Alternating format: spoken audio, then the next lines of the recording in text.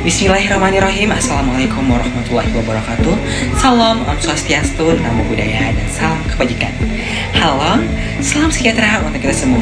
Izin memperkenalkan diri, saya Aswedin Saputra dengan NIM C1D1251117 yang merupakan salah satu mahasiswa baru dari kelas C program studi ilmu komunikasi. Nah, jadi tujuan dalam pembuatan video kali ini yaitu untuk memenuhi salah satu tugas yang telah diberikan oleh Bapak Claude Abdul Musawir, SIP MSI, selaku dosen pengampu mata kuliah pengantar ilmu politik. Pada kesempatan kali ini juga saya akan menjelaskan salah satu materi penting dalam ilmu politik, yaitu ruang lingkup ilmu politik. Materi ini sangat menarik karena dari sini kita bisa melihat sejauh mana politik berperan dalam kehidupan masyarakat, berbangsa, dan bernegara. Nah, di ruang lingkup ilmu politik ini saya akan menjelaskan 6 bagian. Yang pertama itu ada ruang lingkup ilmu politik mencakup teori politik. Nah, teori politik membahas tentang konsep-konsep dasar seperti kekuasaan, legitimasi, keadilan, hingga demokrasi.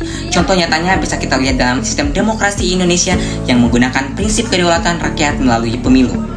Nah, yang kedua ada ilmu politik juga mengkaji lembaga politik. Ini mencakup eksekutif, legislatif, yudikatif, partai politik, serta sistem pemilu. Contoh nyatanya lembaga legislatif di Indonesia yaitu Dewan Perwakilan Rakyat atau yang disingkat DPR yang berperan dalam membuat undang-undang.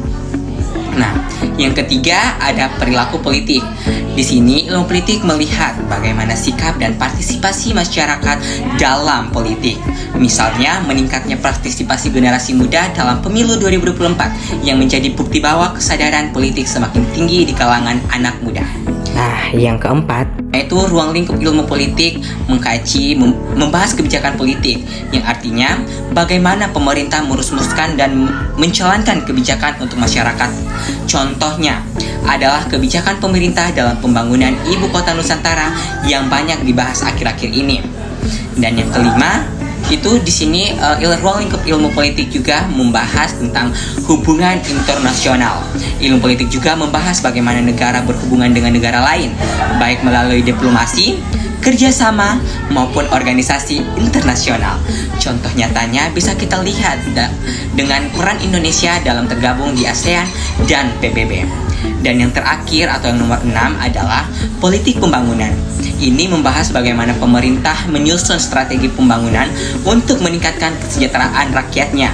Misalnya, program pembangunan infrastruktur jalan tol dan jembatan di berbagai daerah yang tersebar di Indonesia. Oke, mungkin itu saja yang dapat saya sampaikan. Semoga dari materi yang telah saya paparkan dapat bermanfaat untuk teman-teman semua. Dan dari materi ini juga kita dapat simpulkan bahwa ruang lingkup ilmu politik itu sangatlah luas, mulai dari teori politik, lembaga perilaku, kebijakan, hubungan internasional, hingga politik pembangunan. Semua ini menunjukkan bahwa politik tidak hanya berbicara soal kekuasaan, tetapi juga menyentuh hampir seluruh aspek kehidupan masyarakat. Nah, sekian presentasi saya. Wabillahi taufiq wal hidayah. Wassalamualaikum warahmatullahi wabarakatuh. Terima kasih.